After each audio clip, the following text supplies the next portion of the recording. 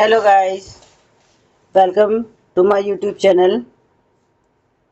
देखिए, ये हमारा इतिहास का पार्ट नंबर 2, यूरोप में समाजवाद और रूसी क्रांति का ये सेकंड पार्ट है। फर्स्ट पार्ट में हम कर चुके हैं। थोड़ा सा मैं आप लोगों को बता देती हूँ कि थोड़ा सा उसमें हम क्या क्या कर चुके हैं। ठीक है, तो उसमें हम थोड़ा सा रिवाइज कर लेते हैं कि जो यूरोप में जो समाजवाद था, ठीक है, जो यूरोप में का जो समाज था वो भी 3 भागों में बटा हुआ था, उदारवादी, रेडिकल और रूढ़िवादी। यानी कि जो यूरोप का समाज था उस समाज में भी 3 समूह थे, रूढ़िवादी, रेडिकल और उदारवादी। ठीक है, और देखिए, जो समाजवाद था, समाजवाद में क्या थे, इसमें कुछ विचारक थे। इनमें रॉबर्ट ओवेन थे, लुई ब्लॉक थे, कार्ल मार्क्स और फ्रेडरिक एंगल्स। ये वहाँ पे समाज सुधारक थे, जो ये अपने अपने विचार लोगों तक अपने विचार ये प्रसार कर रहे थे। ठीक है, उसके बाद हमने 20वीं शताब्दी के प्रारंभ में पढ़ा था कि जो रूस का जो समाज, रूस में प्रारंभिक जो रूस की जो जनसंख्या थी, ठीक है, यानी कि रूस की जो जनता थी, 100 में से 85% लोग खेती पर निर्भर थे। और वहाँ पे जो लोग कारखानों में काम करते थे, वो कारखाने की जो दशाएं थी, वहाँ पे काम करने की जो हालत थी वो अच्छी नहीं थी। ठीक है, और इससे पहले हम लोग ऊपर ये जो हम पढ़ चुके हैं,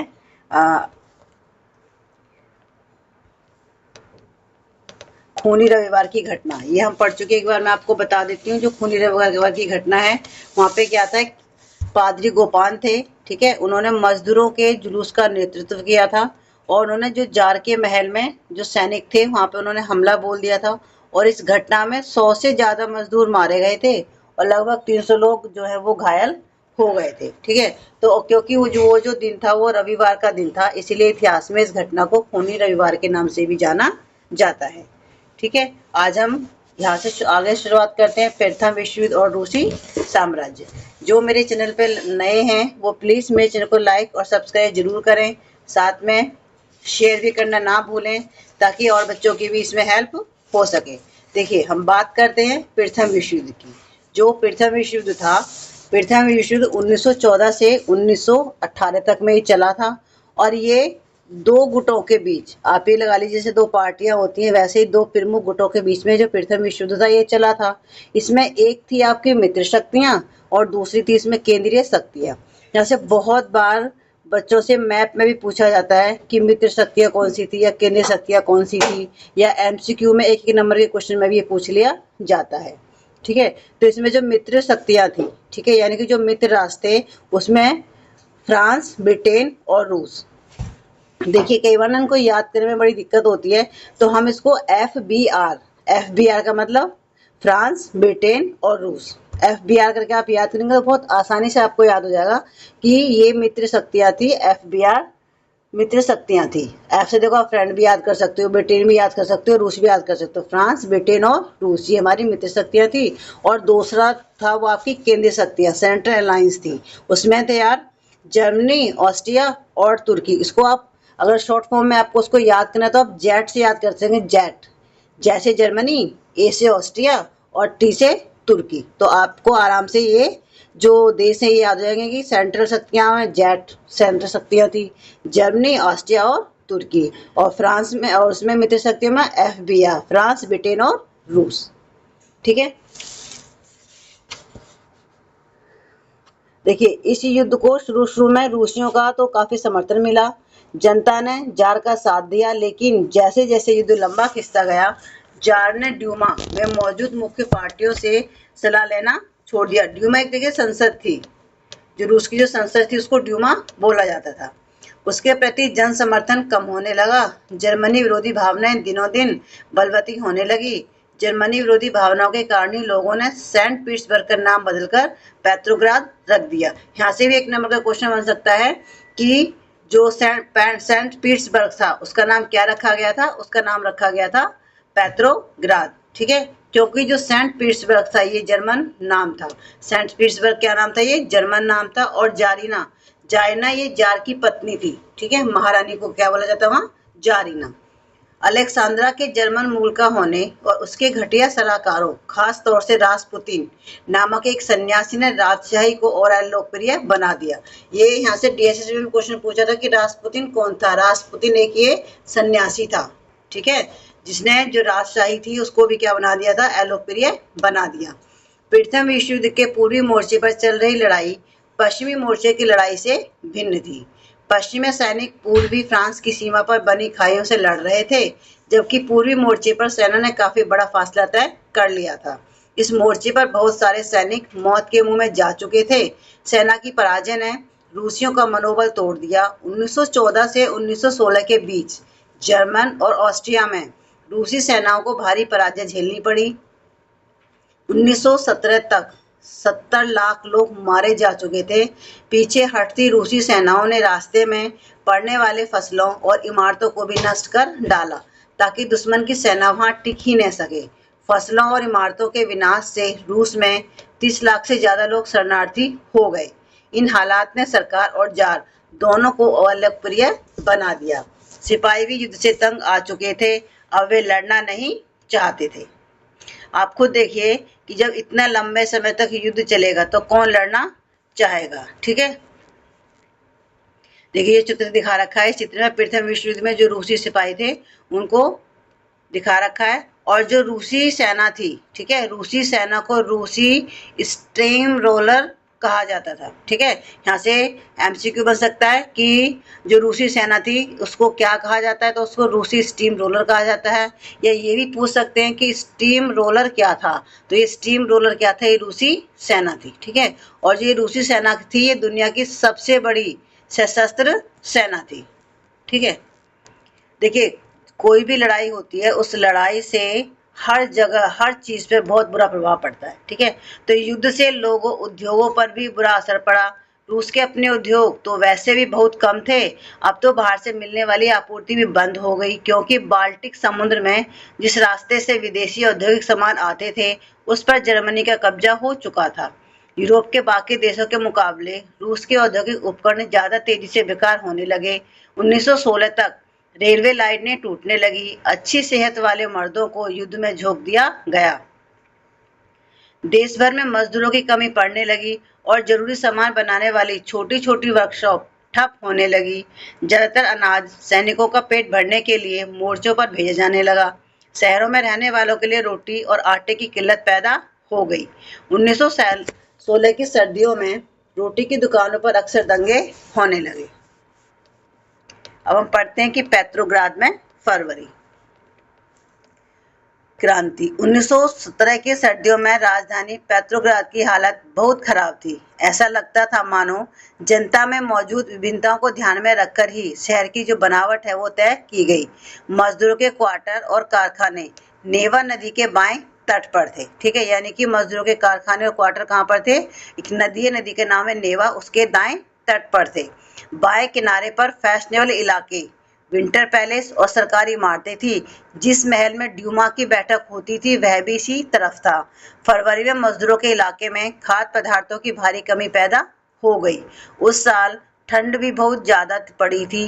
भीषण कोहरा और बर्फबारी हुई थी। संसदीय प्रतिनिधि चाहते थे कि निर्वाचित सरकार बची रहे, इसलिए वे जार ड्यूमा को भंग करने के लिए की जा रही कोशिशों का विरोध कर रहे थे। 22 फरवरी को तट पर स्थित एक फैक्ट्री में तालाबंदी घोषित कर दी गई। तालाबंदी का मतलब क्या होता है, फैक्ट्री को स्थायी रूप से बंद कर देना, ठीक है। यानी कि जो फैक्ट्री थी उसको स्थायी रूप से बंद कर दिया गया और मालिकों ने उसके जो मुख्य द्वार होता है, जो मेन गेट होता है, उस पर क्या कर दिया, ताला लगा दिया। अगले दिन इस फैक्ट्री के मजदूरों के समर्थन में 50 फैक्ट्रियों के मजदूरों ने भी हड़ताल का ऐलान कर दिया। बहुत सारे कारखानों में हड़ताल का नेतृत्व औरतें कर रही थी। इसी दिन को बाद में अंतर्राष्ट्रीय महिला दिवस का नाम दिया गया। तो यानी कि देखिए हर साल हम जो अंतर्राष्ट्रीय महिला दिवस कब मनाते हैं, वो हम मनाते हैं 22 फरवरी को मनाते हैं। आंदोलनकारी जनता बस्ती पार करके राजधानी के बीचों बीच नेवेस्किरी प्रोस्पेक्ट तक आ गई। इस समय तक कोई राजनीतिक पार्टी आंदोलन को सक्रिय रूप से संगठित और संचालित नहीं कर रही थी। जब फैशनेबल रिहायशी इलाके और सरकारी इमारतों को मजदूरों ने घेर लिया तो सरकार ने कर्फ्यू लगा दिया।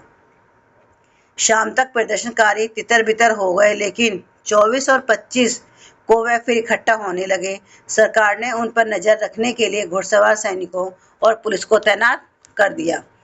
रविवार 25 फरवरी को सरकार ने ड्यूमा को बर्खास्त कर दिया। सरकार के इस फैसले के खिलाफ राजनीतिज्ञ बयान देने लगे। 26 को प्रदर्शनकारी बहुत बड़ी संख्या में बाएं तट के इलाके में इकट्ठा हो गए। 27 को उन्होंने पुलिस मुख्यालयों पर हमला करके उन्हें तहस नहस कर दिया। रोटी, तनख्वाह, काम के घंटों में कमी और लोकतांत्रिक अधिकारों के पक्ष में नारे लगाते असंख्य लोग सड़कों पर जमा हो गए। सरकार ने स्थिति पर नियंत्रण करने के लिए एक बार फिर घुड़सवार सैनिकों को तैनात कर दिया, लेकिन घुड़सवार सैनिकों की टुकड़ियों ने प्रदर्शनकारियों पर गोली चलाने से इनकार कर दिया। गुस्साए सिपाहियों ने एक रेजिमेंट की बैरक में अपने ही एक अफसर पर गोली चला दी।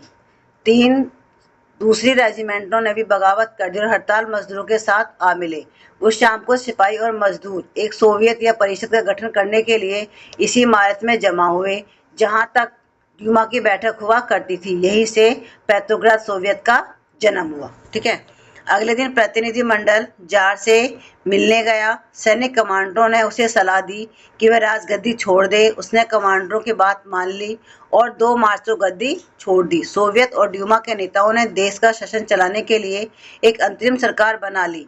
तय किया गया कि रूस के भविष्य के बारे में फैसला लेने की जिम्मेदारी संविधान सभा को सौंप दी जाए और उसका चुनाव सार्वभौमिक वैश्य मताधिकार के आधार पर किया जाए। फरवरी 1917 में राजशाही को गद्दी से हटाने वाली क्रांति का झंडा पेट्रोग्राद की जनता के हाथों में था। अब बात करते हैं कि फरवरी के बाद क्या हुआ। ठीक है। अंतरिम सरकार में सैनिक अधिकारी, भूस्वामी और उद्योगपति प्रभावशाली थे। ठीक है। उनमें उदारवादी और समाजवादी जल्दी से जल्दी निर्वाचित सरकार का गठन चाहते थे। जनसभा करने और संगठन बनाने पर लगी पाबंदी हटा ली गई। हालांकि निर्वाचन का तरीका सब जगह एक जैसा नहीं था, लेकिन पेट्रोग्राद सोवियत की तर्ज पर सब जगह सोवियतें बना ली गई। अप्रैल 1917 में बोल्शेविक के निर्वासित नेता व्लादिमीर लेनिन रूस लौट आए। लेनिन के नेतृत्व में बोल्शेविक 1914 से ही युद्ध का विरोध कर रहे थे। उनका कहना था कि अब सोवियतों को सत्ता अपने हाथों में ले लेनी चाहिए। लेनिन ने बयान दिया कि युद्ध समाप्त किया जाए, सारी जमीन किसानों के हवाले की जाए और बैंकों का राष्ट्रीयकरण किया जाए। इन 3 मांगों को लेनिन की अप्रैल थीसिस के नाम से जाना जाता है। देखिए, ये क्वेश्चन ना जो बच्चे अभी 9th क्लास में पढ़ रहे हैं, ये क्वेश्चन आपसे एग्जाम में भी पूछा गया है कई बार कि अप्रैल थीसिस क्या थी। ठीक है। तो अप्रैल थीसिस देखिए, जो बोल्शेविक का नेता था वो लेनिन था। उसकी 3 डिमांड थी। पहला ये था कि उसने बोला था कि जो युद्ध चल रहा है, ठीक है, यानी कि जो युद्ध चल रहा है उस युद्ध को समाप्त कर दिया जाए और जो जमीन है वो जमीन सारी किसानों के हवाले कर दी जाए और देश के अंदर जितने भी बैंक हैं उन बैंकों का राष्ट्रीयकरण कर दिया जाए, उन बैंकों को नेशनलाइज कर दिया जाए। तो ये 3 डिमांड थी। इन तीनों डिमांडों को अप्रैल थीसिस के नाम से जाना जाता है। ठीक है। उन्होंने ये भी सुझाव दिया कि अब अपने रेडिकल उद्देश्यों को स्पष्ट करने के लिए बोल्शेविक पार्टी का नाम कम्युनिस्ट पार्टी रख दिया जाए। यानी कि देखिए, जो उसकी लेनिन की जो बोल्शेविक पार्टी थी उस पार्टी का नाम क्या रखा गया बदल के? उस पार्टी का नाम रखा गया कम्युनिस्ट पार्टी। बोल्शेविक पार्टी के ज़्यादातर लोगों को अप्रैल थीसिस के बारे में सुनकर काफ़ी हैरानी हुई।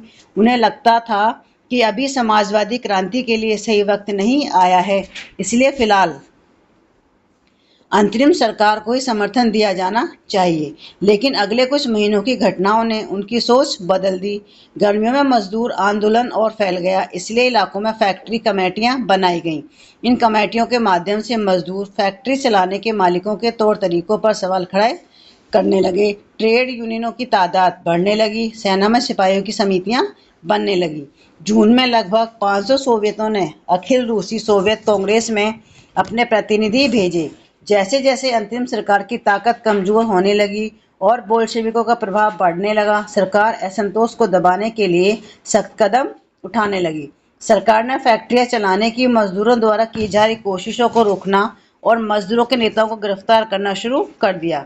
जुलाई 1917 में बोल्शेविकों द्वारा आयोजित किए गए विशाल प्रदर्शनों का भारी दमन किया गया।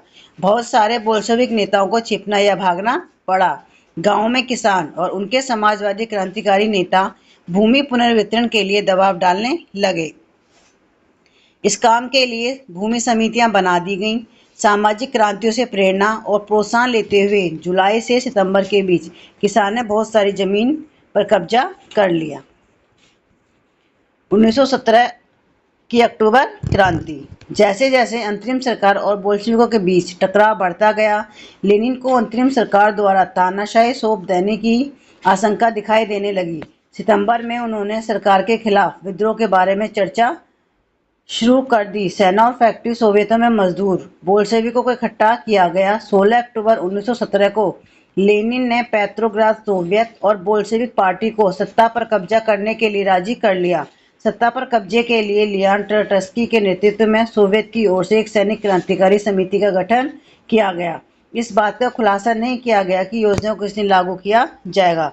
24 अक्टूबर को विद्रोह शुरू हो गया। संकट की आशंका को देखते हुए प्रधानमंत्री केरेस्की सैनिक टुकड़ियों को इकट्ठा करने शहर से बाहर चले गए। तड़के ही सरकार के वफादार सैनिकों ने 2 बोल्शेविक अखबारों के दफ्तरों पर घेरा डाल दिया। टेलीफोन और टेलीग्राफ दफ्तरों पर नियंत्रण करने और विंटर पैलेस की रक्षा करने के लिए सरकार समर्थक सैनिकों को रवाना कर दिया गया। पलक झपकते क्रांतिकारी समिति ने भी अपने समर्थकों को आदेश दे दिए कि सरकारी कार्यालयों पर कब्जा कर लें और मंत्रियों को गिरफ्तार कर लें। उस दिन औरारा नामक युद्धपोत ने विंटर पैलेस पर बमबारी शुरू कर दी। तो औरारा क्या था? ये था युद्धपोत, ठीक है, जिसने विंटर पैलेस पे क्या किया था? बमबारी शुरू की थी।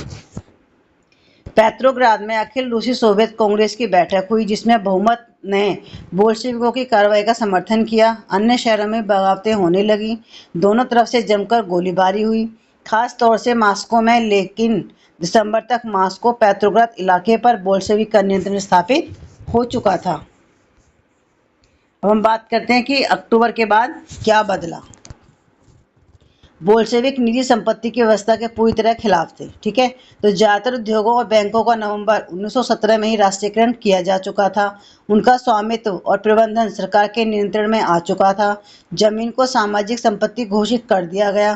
किसानों को सामंतों की जमीनों पर कब्जा करने की खुली छूट दे दी गई। शहरों में बोल्शेविकों ने मकान मालिकों के लिए पर्याप्त हिस्सा छोड़कर उनके बड़े मकानों के छोटे छोटे हिस्से कर दिए, ताकि बेघरबार या जरूरतमंद लोगों को रहने की जगह दी जा सके। उन्होंने अभिजात्य वर्ग द्वारा पुरानी पदवियों के इस्तेमाल पर रोक लगा दी। परिवर्तन को स्पष्ट रूप से सामने लाने के लिए सेना और सरकारी अफसरों की वर्दियां बदल दी गईं। इसके लिए 1918 में एक परिधान प्रतियोगिता आयोजित की गई, जिसमें सोवियत टोपी, ठीक है, का चुनाव किया गया। बुदियोनोव का ये सोवियत टोपी का नाम है। तो यानी कि देखिए 1917 जो अक्टूबर क्रांति, इसके बाद में क्या बदला, यानी कि जो निजी संपत्ति थी उसको क्या किया? खत्म कर दिया, ठीक है। और जितने भी बैंक थे उनका राष्ट्रीयकरण कर दिया गया, ठीक है। और बैंकों का जो स्वामित्व और प्रबंधन किसके हाथ में आ गया? वो सरकार के हाथ में आ गया था, ठीक है। और जमीन की जो और जीवन की जो सभी सेंसरशिप थी उनको भी खत्म कर दिया गया। और रूस एक दलीय वाला जो देश है वो बन गया, और उसमें एकमात्र पार्टी थी, वो थी आपकी कम्युनिस्ट पार्टी, ठीक है। और जो आपको पता है कि जो बोल्शेविक पार्टी थी, उस बोल्शेविक पार्टी का नाम बदल के क्या रख दिया? Communist party. और नवंबर 1917 में बोल्शेविकों ने संविधान सभा के लिए चुनाव कराए, लेकिन इन चुनावों में उन्हें बहुमत नहीं मिल पाया।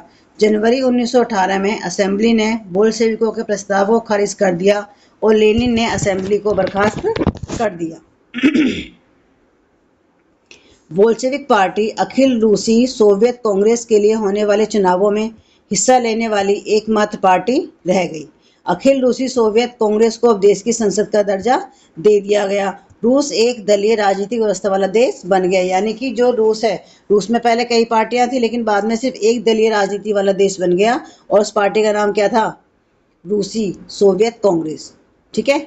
गुप्तचर पुलिस, जिसे पहले चेका और बाद में ओजीपीयू तथा एनकेवेडी का नाम दिया गया, बोल्शेविकों की आलोचना करने वालों को दंडित करती थी, ठीक है। यानी जो गुप्तचर पुलिस थी उसका नाम क्या था? चेका। पहले चेका था और बाद में उसको ओजीपीयू, ठीक है, और एनकेवेडी कर दिया। और वो क्या करती थी? जो लोग बोल्शेविकों की आलोचना करते थे उनको वो क्या करती थी? उनको पनिश करती थी, उनको वो दंडित करती थी। बहुत सारे युवा लेखक और कलाकार भी पार्टी की तरफ आकर्षित हुए, क्योंकि वह समाजवाद और परिवर्तन के प्रति समर्पित थी। अक्टूबर 1917 के बाद ऐसे कलाकारों और लेखकों ने कला और वास्तुशिल्प के क्षेत्र में नए प्रयोग शुरू किए, लेकिन पार्टी द्वारा थोपी गई सेंसरशिप के कारण बहुत सारे लोगों का पार्टी से मोह भंग भी होने लगा था।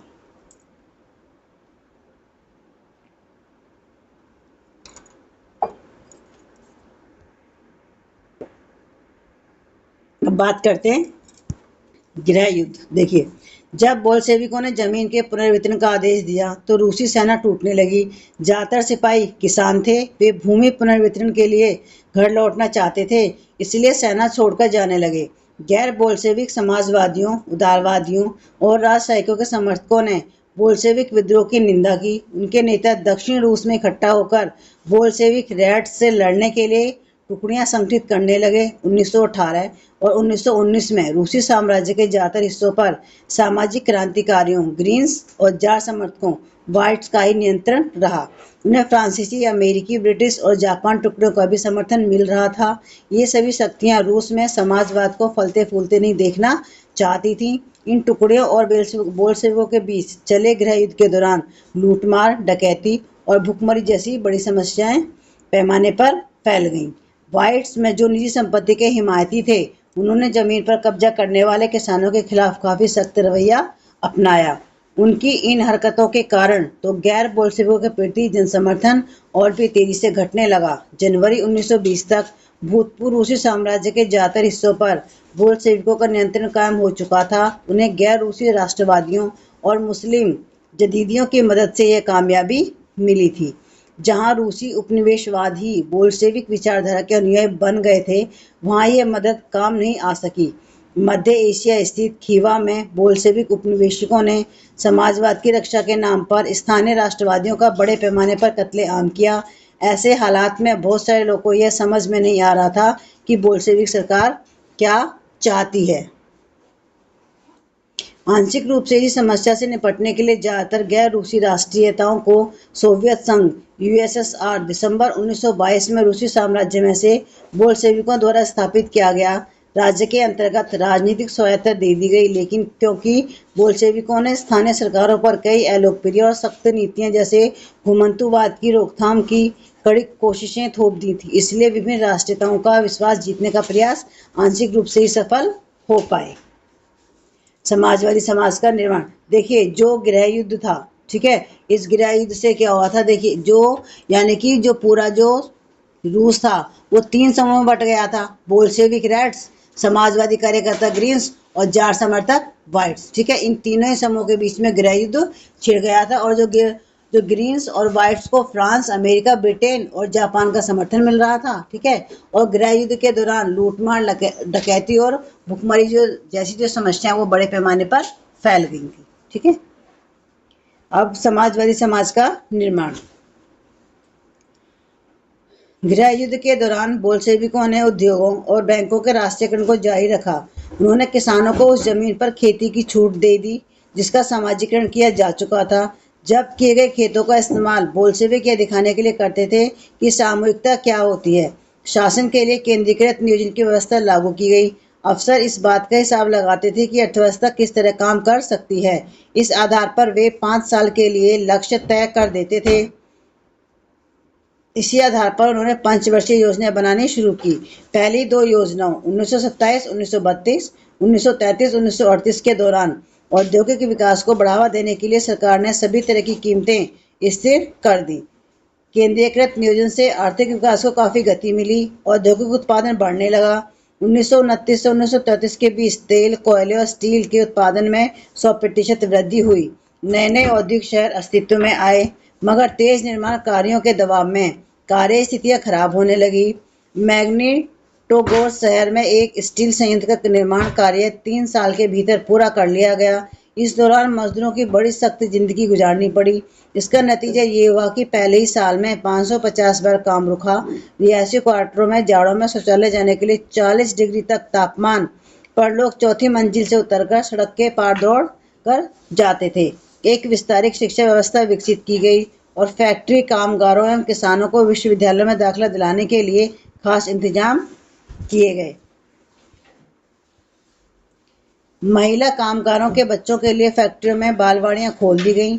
सस्ती स्वास्थ्य सेवा उपलब्ध कराई गई, मजदूरों के लिए आदर्श रिहायशी मकान बनाए गए। लेकिन इन सारी कोशिशों के नतीजे सभी जगह एक जैसे नहीं रहे, क्योंकि सरकारी जो संसाधन थे वो सीमित थे। अब हम बात करते हैं स्टालिनवाद और सामूहिकीकरण।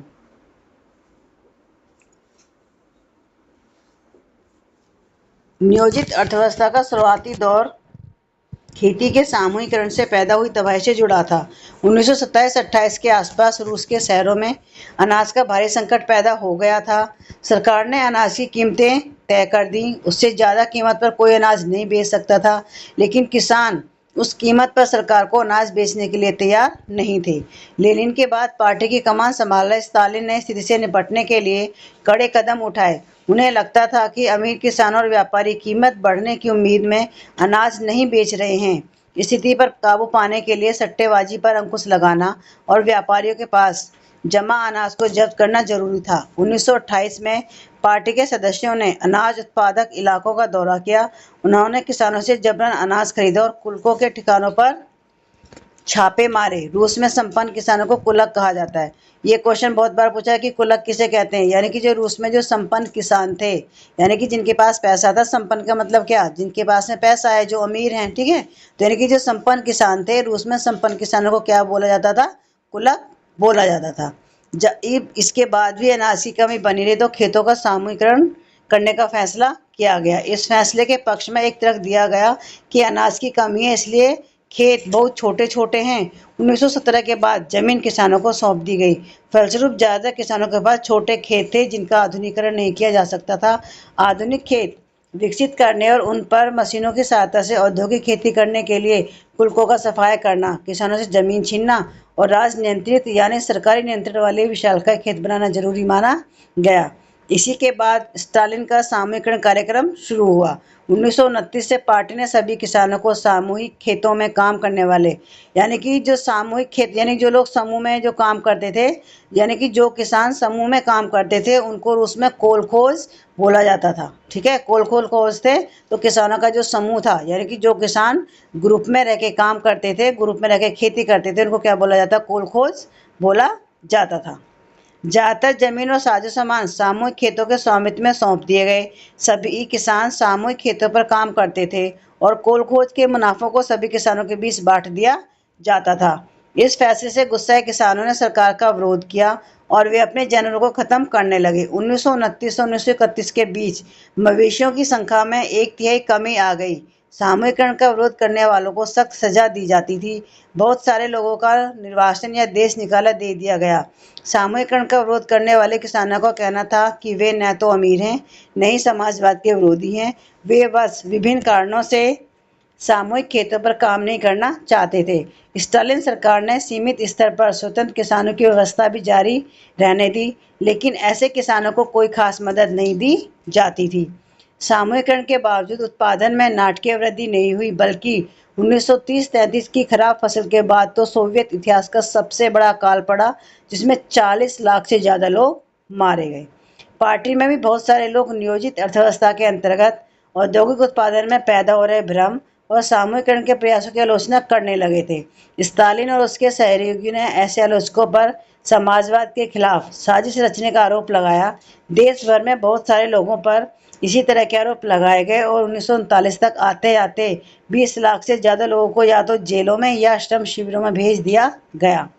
ज़्यादातर लोगों ने ऐसा कोई अपराध नहीं किया था, लेकिन उनकी सुनने वाला कोई नहीं था। बहुत सारे लोगों को यातनाएं देकर उनसे इस आशय के बयान लिखवा लिए गए कि उन्होंने समाजवाद के विरुद्ध साजिश में हिस्सा लिया है और इसी आधार पर उन्हें मार दिया गया। इनमें कई प्रतिभावान पेशेवर लोग थे। अब हम बात करते हैं रूसी क्रांति और सोवियत संघ का वैश्विक प्रभाव। बोल्शेविकों ने जिस सत्ता पर कब्जा किया था और जिस तरह उन्होंने शासन चलाया, उसके बारे में यूरोप की समाजवादी पार्टियां बहुत सहमत नहीं थी। लेकिन मेहनतकशों के राज्य की स्थापना की संभावना ने दुनिया भर के लोगों में एक नई उम्मीद जगा दी थी। बहुत सारे देशों में कम्युनिस्ट पार्टियों का गठन किया गया, जैसे इंग्लैंड में communist party of great Britain की स्थापना की गई। ठीक है, तो बोल्शेविकों ने उपनिवेशों की जनता भी उनके रास्ते का अनुसरण करने के लिए प्रोत्साहित किया। सोवियत संघ के अलावा बहुत सारे देशों के प्रतिनिधियों ने conference of the people of the east 1920 और बोल्शेविक द्वारा बनाए गए कमिंटर्स बोल्शेविक समर्थक समाजवादी पार्टियों को अंतर्राष्ट्रीय महासंघ में हिस्सा लिया था। कुछ विदेशियों को सोवियत संघ की communist university of the workers of the east में शिक्षा दी गई। जब दूसरा विश्व युद्ध शुरू हुआ तब तक सोवियत संघ की वजह से समाजवाद को एक वैश्विक पहचान और हैसियत मिल चुकी थी, लेकिन 50 के दशक तक देश के भीतर भी लोग यह समझने लगे थे कि सोवियत संघ की शासन शैली रूसी क्रांति के आदर्शों के अनुरूप नहीं है। विश्व समाजवादी आंदोलन में भी इस बात को मान लिया गया था कि सोवियत संघ में सब कुछ ठीक ठाक नहीं चल रहा है। एक पिछड़ा हुआ देश महाशक्ति बन चुका था, उसके उद्योग और खेती विकसित हो चुके थे और गरीबों को भोजन मिल रहा था, लेकिन वहाँ के नागरिकों को कई तरह की आवश्यक स्वतंत्रता नहीं दी जा रही थी और विकास परियोजनाओं को दमनकारी नीतियों के बल पर लागू किया गया था। 20वीं सदी के अंत तक एक समाजवादी देश के रूप में अंतर्राष्ट्रीय स्तर पर सोवियत संघ की प्रतिष्ठा काफ़ी कम रह गई थी। हालांकि वहाँ के लोग अभी भी समाजवाद के आदर्शों का सम्मान करते थे, लेकिन सभी देशों में समाजवाद के बारे में विविध प्रकार से व्यापक पुनर्विचार किया गया।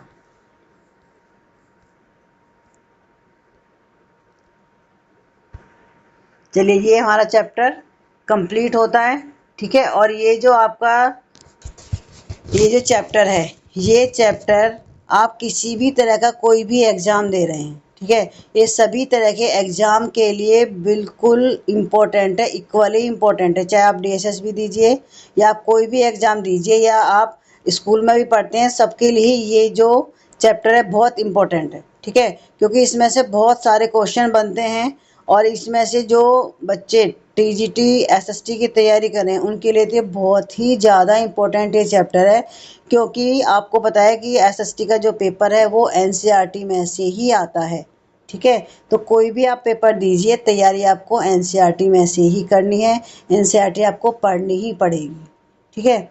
तो हमारा ये वाला चैप्टर यहीं पे कंप्लीट होता है। प्लीज़ मेरे चैनल को लाइक और सब्सक्राइब ज़रूर करें और बच्चों के साथ भी शेयर करें ताकि सभी बच्चों को हेल्प मिल सके। तो मिलते हैं आपसे नेक्स्ट वीडियो में इसके जितने भी MCQ बनेंगे ना इस चैप्टर में से, वो सारे MCQ आपको इससे जो नेक्स्ट वीडियो आएगी उसमें आपको सबको MCQ मिल जाएंगे। तो प्लीज़ मेरे चैनल को लाइक और सब्सक्राइब करें, क्योंकि जैसे ही नई वीडियो कोई है तो आप लोगों को वो मिल जाए। चलिए, मिलते हैं आपसे नेक्स्ट वीडियो में। Thank you.